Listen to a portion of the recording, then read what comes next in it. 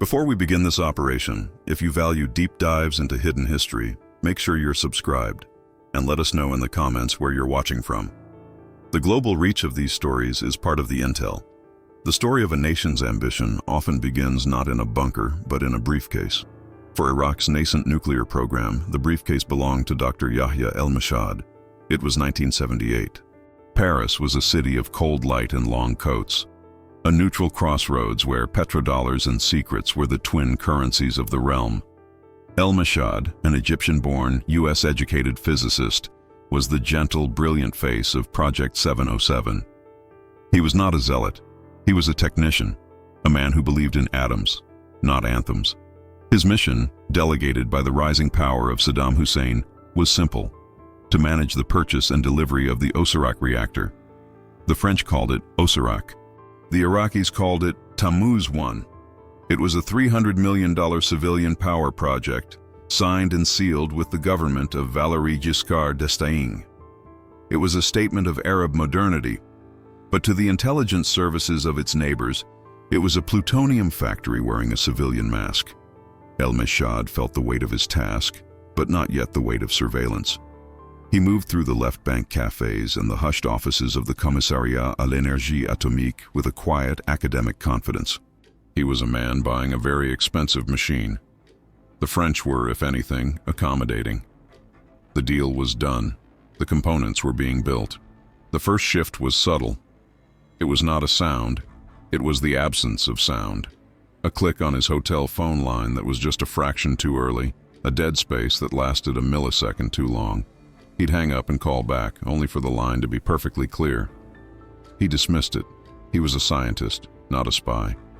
Then came the man behind the newspaper. In the cafe where he took his morning espresso, a man 2 tables over, always the same man, was perpetually hidden behind Le Monde. El-Mossad was a creature of routine, and he began to notice the man shared his. When El-Mossad left, the man would fold his paper, leave too much money for his café crème, and melt into the gray Parisian street. This was not the Mukhabarat, Saddam's own internal terror machine. Their methods were brutal, obvious. They parked black cars outside your home. They detained you. This was different. This was a light touch, an invisible hand. One evening, returning to his hotel, he found the maid service had been unusually thorough. His papers, always left in a precise stack, were too precise. The spine of a book he hadn't touched in days was cracked. The window, which he always left ajar, was sealed. It was a message, not a threat, but a statement of capability. We can enter, we can see, we can touch. El-Mossad mentioned it to his Iraqi security detail, who dismissed it as Parisian inefficiency. But the Egyptian physicist knew. This was the first brush with the shadow. It wasn't the police. It wasn't the French Direction de la Surveillance du Territoire, DST. They would have been formal, official. This was an entity that operated outside the rules of statecraft. He was being catalogued. His habits, his weaknesses, his schedule. He felt a cold dread that had nothing to do with the Paris winter. This was the fear of the unknown, the fear of an intelligence service that did not announce itself, that did not posture. He was being studied. The Israelis, he knew, had protested the sale of the reactor. But this was not a protest. This was an assessment. He was no longer just a scientist. He was a file. He was a target. And the terrifying part was that he had no idea what the rules of this new game were, or what constituted a losing move. The hardware for Tammuz 1 was not a single object, but a complex, continent-spanning logistical chain. The heart of the reactor, the core structure, was being fabricated at a manufacturing plant in La Seine-sur-Mer, a port town near Toulon on the French Mediterranean coast. These components were massive, precise, and irreplaceable. They represented years of engineering and millions of dollars. They were also the program's single greatest vulnerability. On April 6, 1979, the night shift at the CNIM plant had just clocked off. The components, packaged in massive wooden crates marked for shipment to Iraq, sat in Warehouse 2. They were just weeks away from being loaded onto a cargo ship bound for Basra. The operation was not subtle, but it was surgical. It was not a shadow, it was a hammer. But the hand guiding it was invisible. A team of operators, later assessed by the DST as having military precision, bypassed the rudimentary night security. They did not bother with silent takedowns or sophisticated electronic warfare. They cut the locks, immobilized the single watchman, and went to work. They were not thieves, they were sappers. They knew exactly which crates mattered. They weren't targeting the plumbing or the shielding. They were targeting the core itself. The team placed shaped charges, military-grade explosives designed to focus the blast in a specific direction onto the most critical, hard-to-replace components. The timers were set. The team exfiltrated, melting back into the Mediterranean night. At 3:15 a.m., the explosions tore through Warehouse 2. The blast was contained but devastating. The shockwave ripped through the steel reactor cores, shattering tolerances, warping the precision-milled metal beyond repair. When the French authorities and fire crews arrived, they found not a pile of rubble, but a scene of deliberate industrial vandalism. The message was clear. It was an escalation from surveillance to physical destruction. The Jerusalem Post ran a story the next day, citing an unknown group called the Committee for Safeguarding the Islamic Revolution, claiming responsibility. It was a laughable fiction. The group was never heard from again. For Saddam, this was an infuriating conventional setback. It was sabotage, an act of industrial war. He ordered the components rebuilt, doubling the funding. But for Mossad and his team, the event was something else. This was not a state-level protest. This was a covert paramilitary operation on sovereign French soil. The Mossad, the name was whispered, never spoken aloud, had just demonstrated its reach. They had shown they were willing to move from watching to acting. The psychological impact was profound. If they could blow up a reactor core in a secure French warehouse, what could they do to a scientist in a hotel room? What could they do to a family member? The act proved they had sources inside the French industrial military complex. They knew the shipping manifests.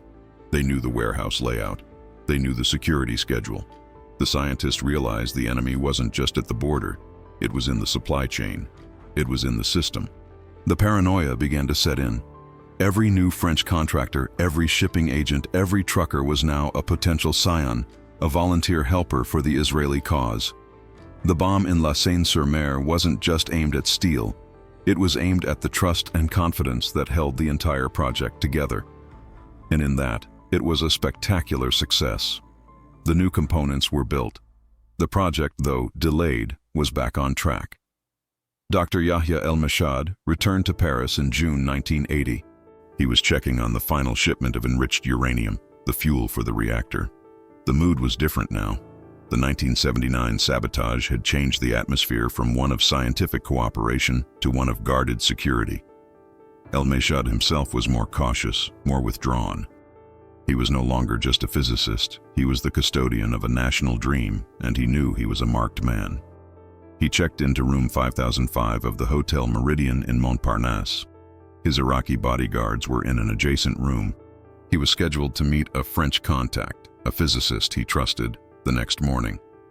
The operation that night would become a legend in the intelligence community, a case study in psychological warfare. It was the pivot point, the moment the threat transformed from impersonal sabotage to a targeted, intimate, and terrifyingly personal shadow. The details remain murky, contested by design. What is known is that El-Mossad received a visitor.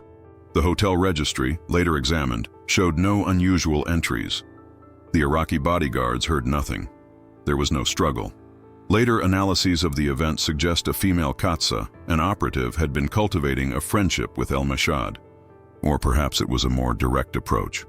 One persistent narrative, impossible to verify, speaks of a maid who entered the room. Her name, according to some uncorroborated sources, was Marie Claude.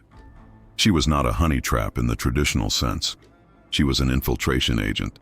She had been working at the Meridian for months, a perfect sleeper, scion. She knew the hotel's routines, its blind spots.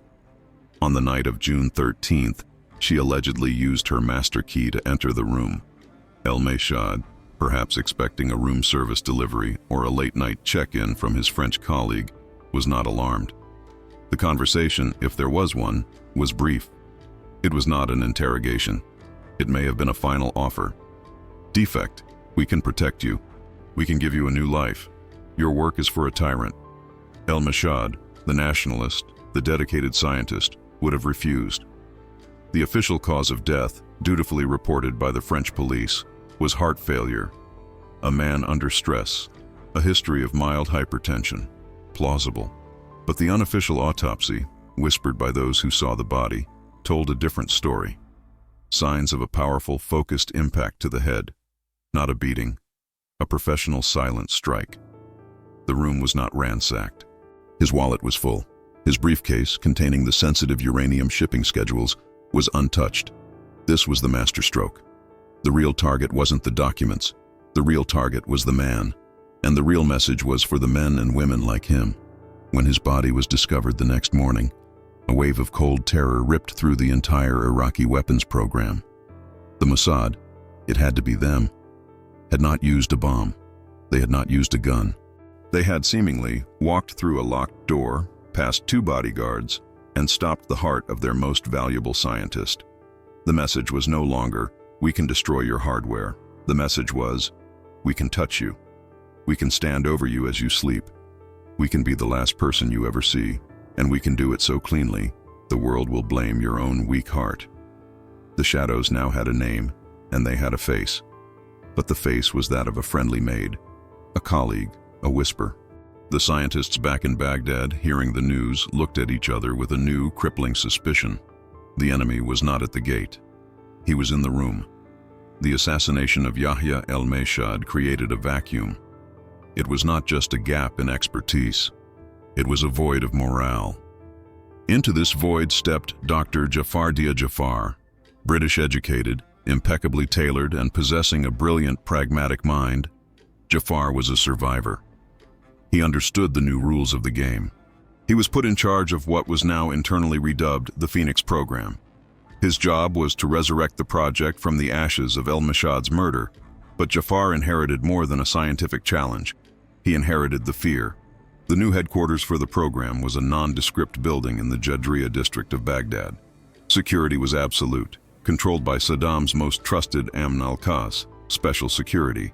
The perimeter was guarded, the rooms were swept for bugs, and the phone lines were secure. It was a fortress. But the Mossad's new strategy was not to breach the fortress. It was to prove the fortress was an illusion. The calls began a month after Jafar took over. They were not threats. They were corrections.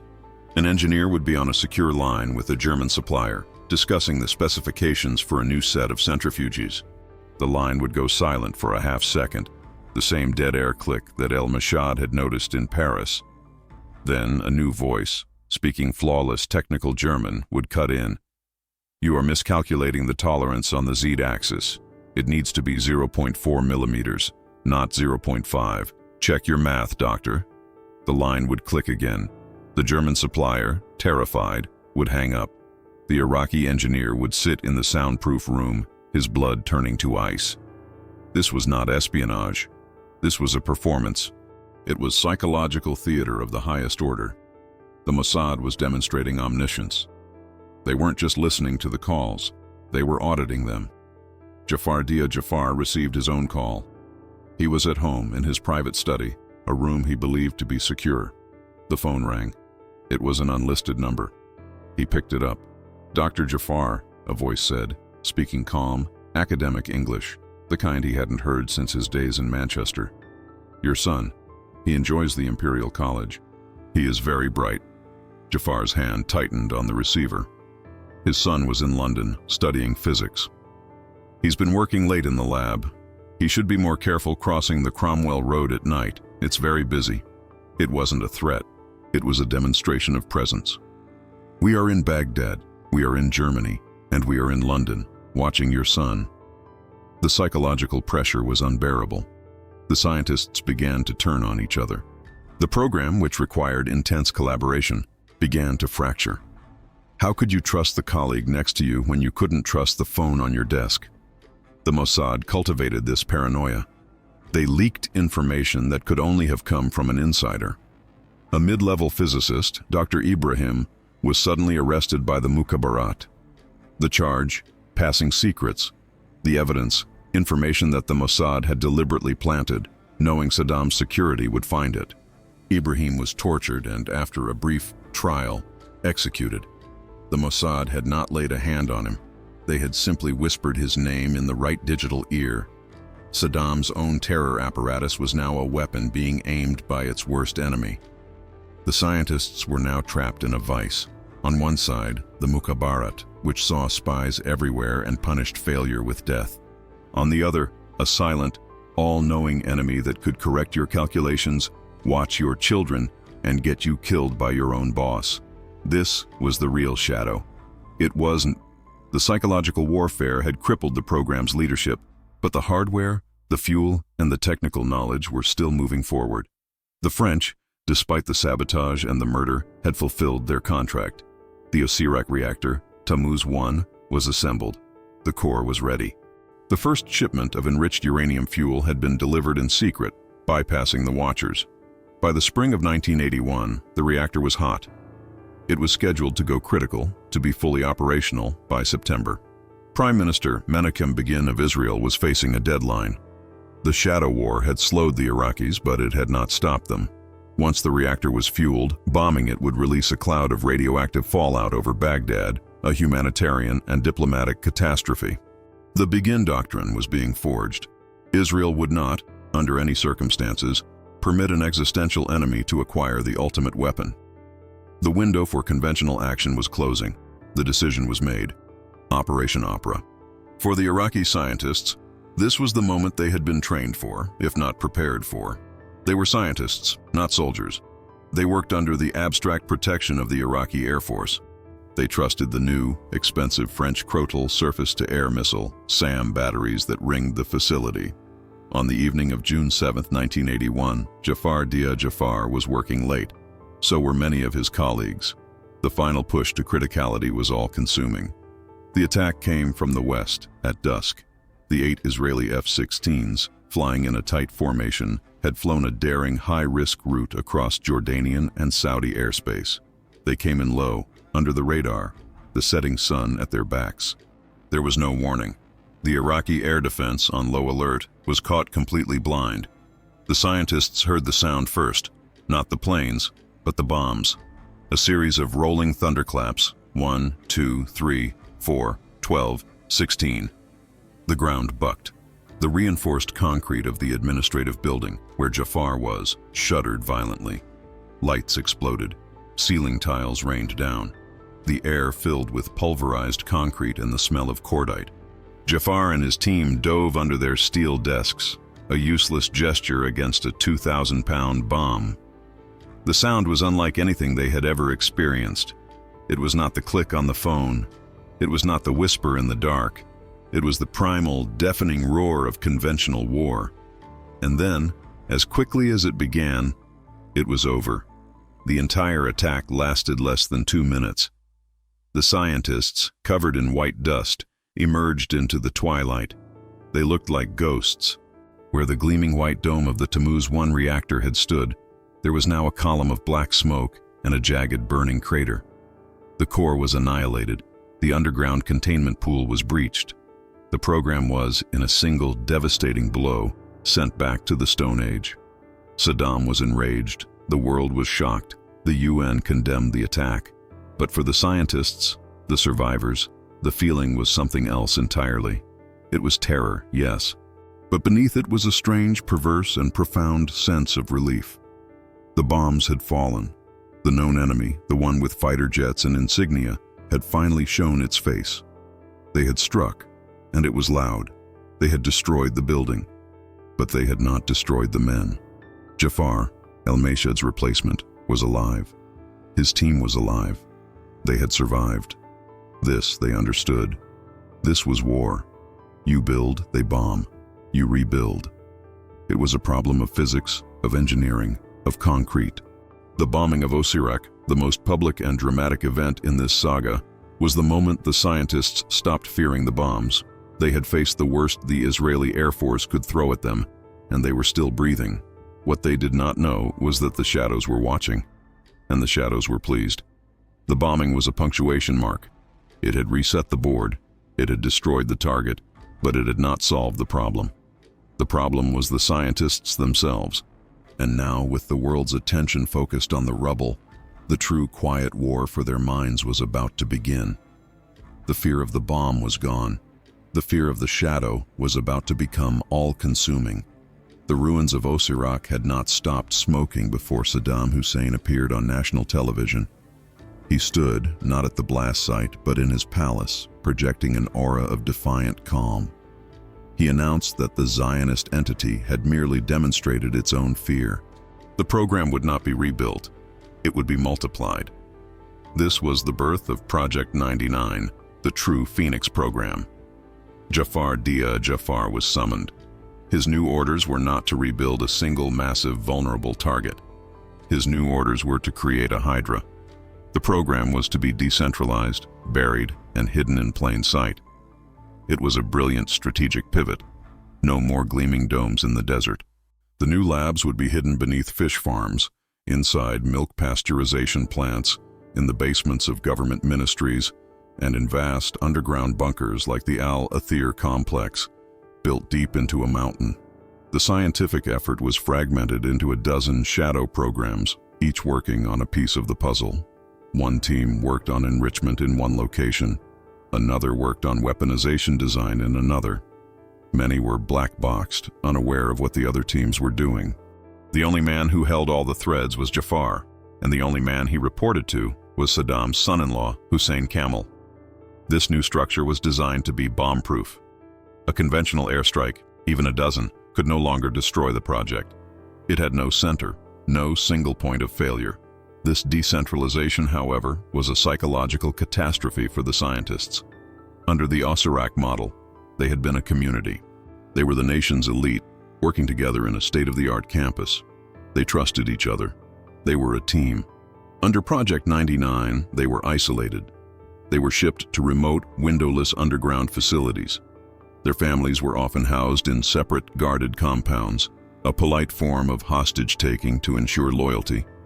Their new colleagues were strangers, and in every lab, in every planning session, was the Amn al-Qas representative, the political officer, the real shadow. The Mossad understood this new map immediately. They did not need to bomb 100 sites. Why would they? Saddam had just done their work for them. He had created the perfect environment for psychological warfare. He had built a prison of paranoia. The Mossad's strategy shifted from destruction to infiltration and interdiction. The new labs needed vast amounts of specialized exotic materials, miraging steel for centrifuges, vacuum pumps, advanced computing, chemical precursors. This was the new choke point. The Mossad began a relentless global campaign to poison the supply chain. This was not sabotage, like in La Seine-sur-Mer. This was more subtle. A shipment of advanced oscilloscopes ordered from a German front company would arrive in Baghdad. Jafar's team would uncrate it, only to find the components had been accidentally demagnetized by a powerful electromagnetic pulse in transit. Useless. A batch of miraging steel, crucial for building the enrichment centrifuges, would be purchased from a foundry in Brazil. It would pass all initial inspections. But when Jafar's team put it under stress, it would fracture. It was flawed, salted, with microscopic impurities. Millions of dollars and months of work, wasted. A new recruit, a brilliant physicist from Cairo, would arrive to join the chemical weapons team, a parallel program. He was a rising star. 2 weeks into his work, he would die, along with his family, in a mysterious gas leak in his secure apartment in Baghdad. The Mukhabarat called it a tragic accident. The scientists knew it was a message.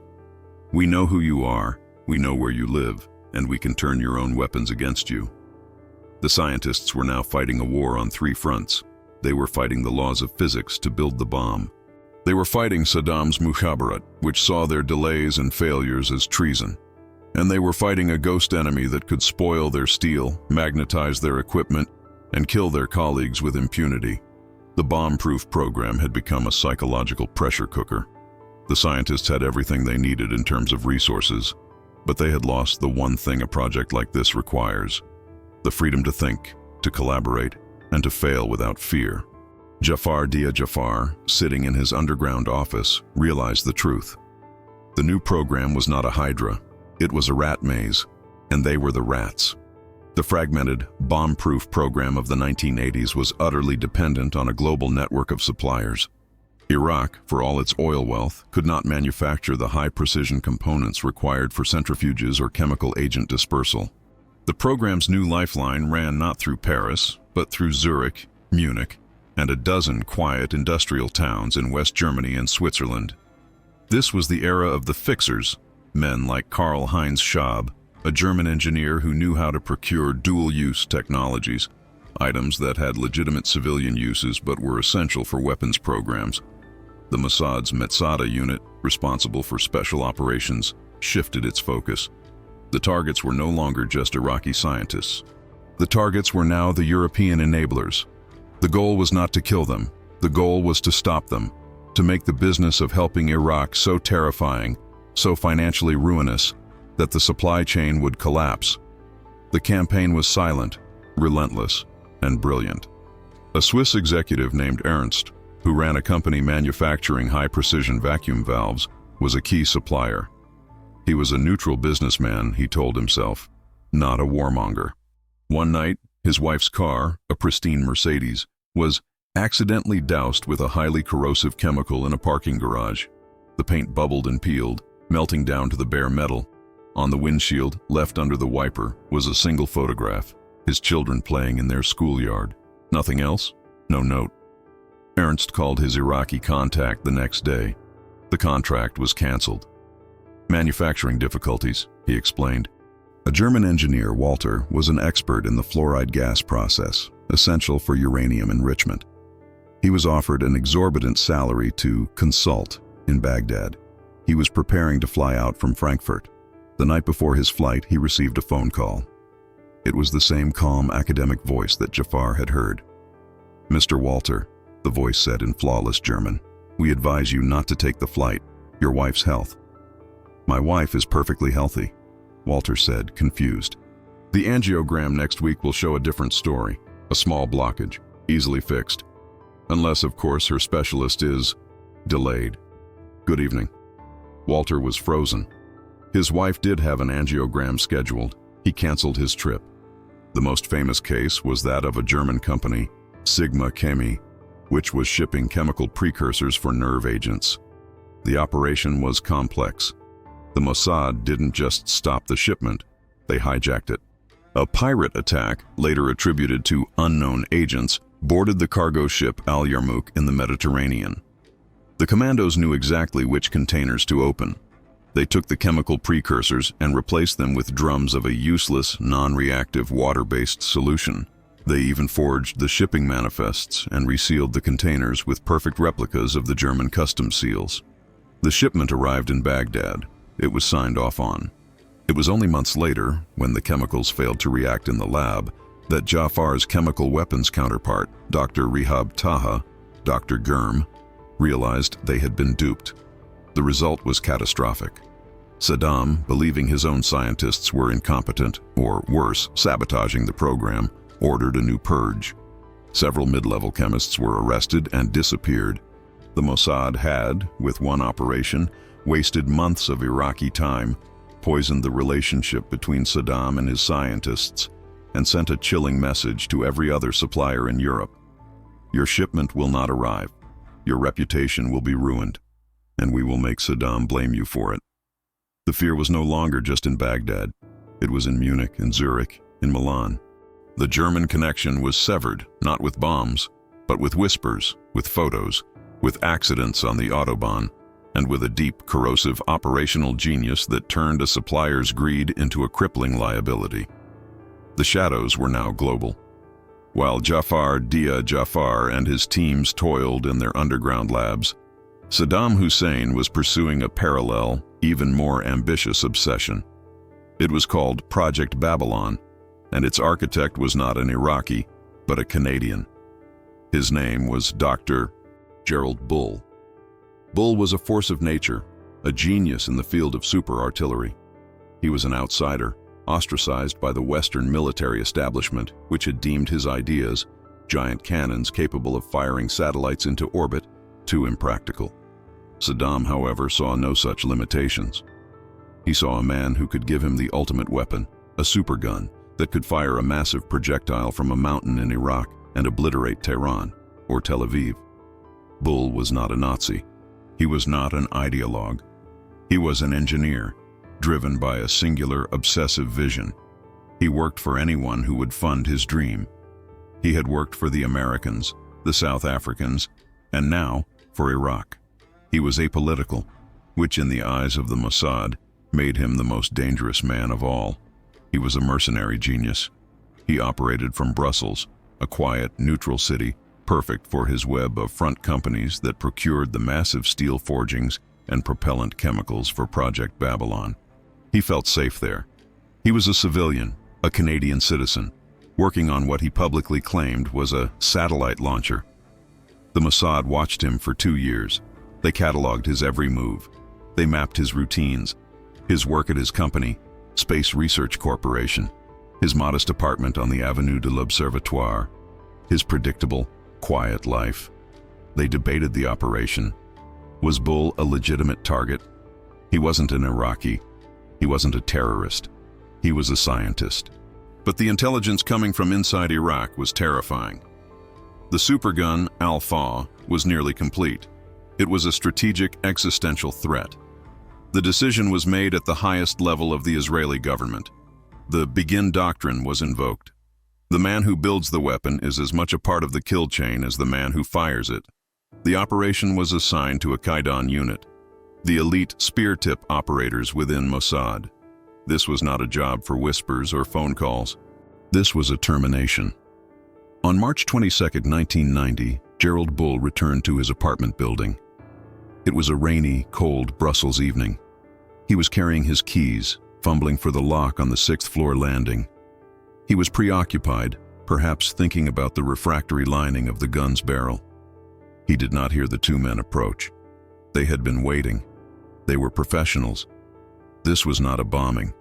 A bomb is impersonal. It is loud. This was the opposite. This was the shadow made solid.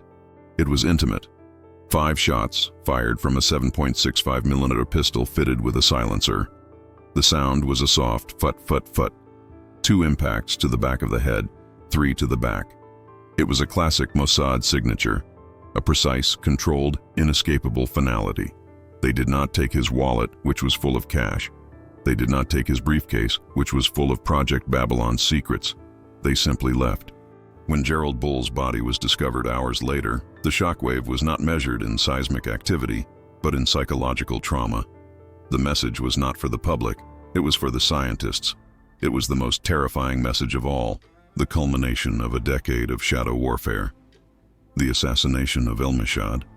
That was a warning. This is the policy. There is no neutrality. There is no just an engineer. It does not matter if you are Iraqi, Egyptian, German, or Canadian. It does not matter if you are in Baghdad, Paris, or Brussels. If you work for them, we will find you. We will walk up behind you. And we will end you, not with the fire of a bomb, but with the silence of a shadow. Across the fragmented underground labs of Project 99, the news of Bull's murder landed like a physical blow. The scientists, already paranoid, were now paralyzed. The empty chair, the one Mossad had occupied, now had a new name on it. And every scientist in Saddam's employ wondered, who was next? The murder of Gerald Bull was a strategic, operational, and psychological masterpiece. It did more to halt Saddam's advanced weapons programs than a dozen airstrikes. The supergun project collapsed overnight. The European suppliers, who had been nervous, were now terrified. The flow of high-tech components slowed to a trickle, then stopped. But the true genius of the operation was not the effect it had on the outside world. It was the effect it had on the inside of Saddam Hussein's regime. Saddam, a man who trusted no one, not even his own family, interpreted Bull's assassination in the only way he knew how, as a failure of his own security. How had the Zionist entity known Bull's location? How had they operated with such impunity in a major European capital? The answer to him was obvious. Treason. There had to be a leak. An insider. A Dr. Ibrahim, but this time, at the very highest level. The Amn al-Qas and the Mukhabarat were unleashed, not on the Mossad, who were ghosts, but on the scientists and administrators of Project 99. The paranoia that the Mossad had so carefully cultivated from the outside was now met by an equal and far more brutal paranoia from the inside. Dr. Jafar Dia Jafar and his colleagues were now trapped in a perfect, horrifying vice. If they succeeded in their work, they attracted the attention of the Mossad, who might kill them. If they failed in their work, they attracted the attention of Saddam, who would kill them. The laboratories, once centers of scientific inquiry, became scenes of Baroque terror. Jafar, a man of science, was forced to attend meetings where he watched his colleagues being interrogated. A mid-level administrator who had signed off on a travel visa for a German engineer who later defected, an escape likely arranged by Mossad, was dragged from his office. He was charged with collaboration with the enemy. His family was arrested. He was tortured for weeks, forced to confess to being a scion, and then executed. His body was delivered to his wife in a sealed crate. Saddam's logic was simple. Fear will make them loyal. The Mossad's logic was more refined. Saddam's fear will do our work for us. The Mossad's Katsas and their network of Sayanim did not need to plant bombs anymore. They just had to plant rumors. A whisper to a sympathetic journalist in London about a new biological program. An anonymous tip to the Mukhabarat about a scientist who was spending too much money. A stray signals intercept, accidentally allowed to be picked up by Iraqi intelligence, of 2 Mossad agents in Cyprus discussing their asset inside the chemical weapons program. The scientist mentioned in the intercept was real. He was loyal, but it didn't. The scientists, once the elite of Iraqi society, became its most prominent prisoners. They were given new cars and large villas, but their phones were tapped, their drivers were spies, and their children were forbidden from traveling. They were prisoners in gilded cages watched by their own government, which was, in turn, being manipulated by its greatest enemy. Jafar Dia Jafar, the brilliant survivor, navigated this impossible landscape. He kept his head down. He worked. He showed progress without ever actually succeeding enough to become a prime target again. He managed the program, but he also managed his own survival. He understood the truth. The Mossad had won. They had not stopped the science. The scientists were still brilliant. They had not stopped the funding. Saddam's treasury was still vast. They had stopped the process. They had broken the human trust, the collaboration, the intellectual courage, and the simple peace of mind required to achieve something so complex. They had turned Saddam's own terror apparatus into the most effective tool for dismantling his own dream. The shadows were no longer at the door. The shadows were now sitting at the head of the table, wearing the uniform of the Iraqi Republican Guard. The Gulf War in 1991 was a conventional catastrophe for Iraq. The bombing that the scientists had once feared and then survived at Osirak was unleashed on a national scale, but this time it was an American-led coalition. The war shattered Iraq's military, but paradoxically it left Saddam's hidden weapons programs, the ones Jafar had buried, largely intact. What came after the war, however, was worse. The United Nations Special Commission, UNSCOM. UNSCOM inspectors, armed with an infallible UN mandate, swarmed the country. They were the new shadows, but they were public, legal, and had the backing of the entire world. They were led by inspectors like David Kay and Rolf Ekius, men who were polite, bureaucratic, and absolutely relentless. For Jafar and his scientists, this was a new kind of hell. Their job was no longer to build the bomb. Their new job was to hide it. They were forced to lie, to dissemble, to play a shell game with inspectors, moving equipment, destroying documents, and burying components in the desert night, just one step ahead of the UN teams. And the Mossad? They were everywhere. The UN teams were, wittingly or unwittingly, flooded with Israeli intelligence. An inspector would get a tip from a friendly government to check the chicken farm at Salman Pak.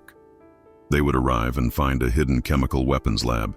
The Mossad was using UNSCOM as its own personal search and destroy team. The pressure inside the regime, already unbearable, reached a breaking point. The man at the center of it all was Hussein Kamel al-Majid, Saddam's son-in-law.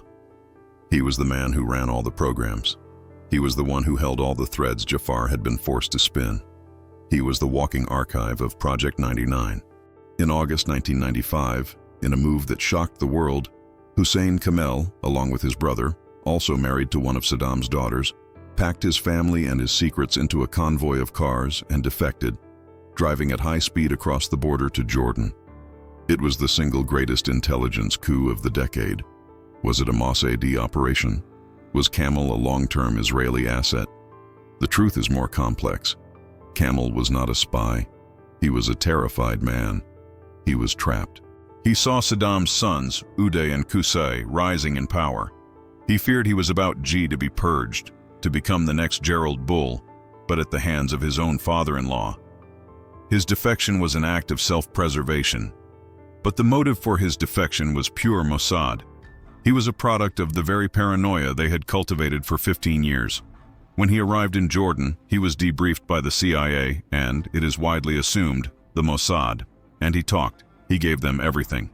The locations, the suppliers, the code names, the scientific breakthroughs. He handed over the complete, unvarnished, and terrifying truth of Iraq's biological, chemical, and nuclear programs. Programs the world had only guessed at. The Mossad's victory was complete. They had not needed to send a Kedon team to eliminate the head of the snake. They had simply made the snake so terrified of its own tail that it chose to sever itself. The story, however, has a dark, Shakespearean ending. 6 months later, in 1996, Saddam Hussein forgave his son-in-law. He lured him back to Iraq with promises of a pardon. Hussein Kamel, homesick and naive, believed him. He crossed the border back into Iraq. He was met not by his family, but by the Amn al-Qas. He was declared a traitor. His house was besieged in a 13-hour gun battle. He was killed, along with his brother. For the scientists, this was the final, horrifying lesson. The shadows had proven that there was no escape. Defection was a death sentence. Loyalty was a death sentence. The only path was the one Jafar had chosen. The gray, hollowed-out path of silent, invisible survival. The years between 1996 and the 2003 invasion were a blur of sanctions, inspections, and decay. The ambitious Project 99, which had risen from the ashes of Osirak, was now a hollow shell. The defection of Hussein Kamel had exposed its secrets. The UNSCOM inspectors, armed with Kamel's archive, had systematically dismantled its physical components. But the scientists remained.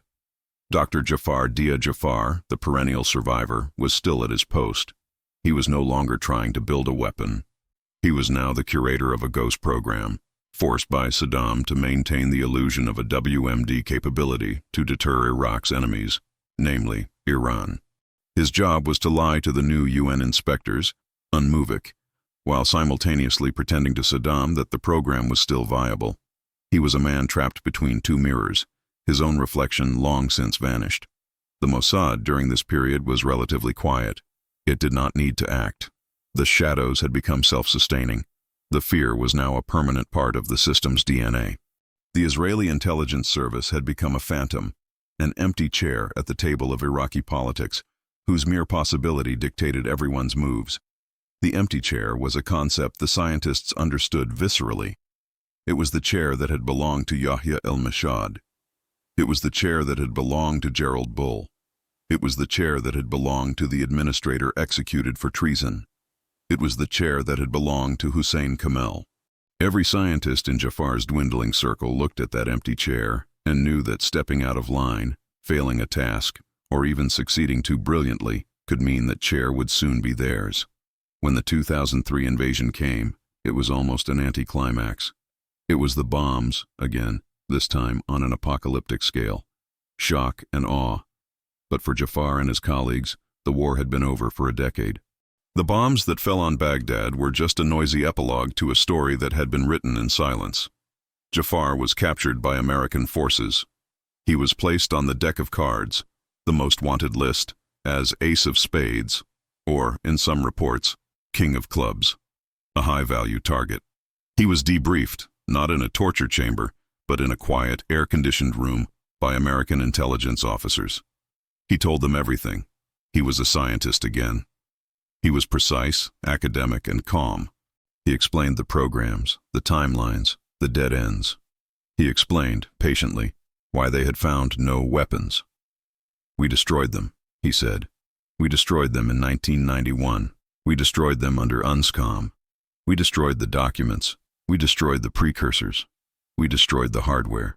The great secret, the one the CIA and Mossad had both missed, was that the program was already dead. Saddam had been bluffing, and his own scientists were his hostages, forced to perpetuate the lie. The Mossad had been chasing a phantom. Or had they? The debriefings revealed the deeper truth. The Israeli intelligence services had not just dismantled a weapons program. They had dismantled the will to build one. They had so poisoned the well of scientific inquiry, so broken the minds of the men involved, that the program had collapsed on itself long before the first American tank crossed the border. Jafar Jafar, the last man standing, was eventually released. He had committed no war crimes. He was, in the end, just a man who had tried to do a job under two of the most terrifying forces on earth: the paranoia of Saddam Hussein and the omnipresence of the Mossad. Why did Saddam's scientists fear the shadows more than the bombs? The 2003 invasion of Iraq was a hunt for a material threat. Centrifuges, mobile labs, glass vials. The coalition was searching for an archive of hardware. They found nothing, because the real archive was not made of steel or anthrax. It was human. It was held in the minds, the memories, and the scars of men like Jafar Jafar. A bomb is an event. It is loud, finite, and impersonal. It happens, and then it is over. You either survive it or you do not. The bombing of Osirak in 1981 was a setback, but it was also a validation. It was a conventional act of war. It could be understood. A shadow is a condition.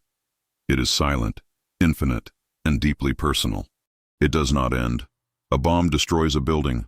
A shadow hollows out a man. The Mossad's true weapon was not the F-16. It was not the 7.65mm pistol. It was their profound, forensic, and patient understanding of human psychology. They understood that a program of this complexity is not just a collection of hardware. It is a fragile ecosystem of trust, collaboration, and intellectual confidence. The Mossad's victory was that it forced the scientists, brilliant men of logic, to live in a world where logic had been suspended, where a phone call could be from a colleague or from an enemy who knew your son's route to school, where a new colleague could be a patriot or a scion who would get you executed, where a failure in the lab could be an accident or it could be a message, where your greatest protector, Saddam, was also your most likely executioner. This was the shadow. It was the intimate, agonizing uncertainty. The scientists did not fear the bombs because the bombs were a known quantity. They feared the knock on the door at 3 a.m., but they were terrified, in a way that hollowed out their souls, that they could no longer be sure who was knocking, the Mukhabarat or the Mossad. And in the end, it did not matter. The result was the same. The Iraqi WMD program was not, in the final analysis, destroyed by the bombs of 1981, or the bombs of 1991, or the bombs of 2003. It was deconstructed, piece by piece, from the inside out, by a series of whispers, accidents, and a single perfect assassination in Brussels. The shadows had won long before the war ever began. This is cinematic intel. If you want more declassified stories, ensure you are subscribed and have those notifications on. The archive is deep and the shadows are long.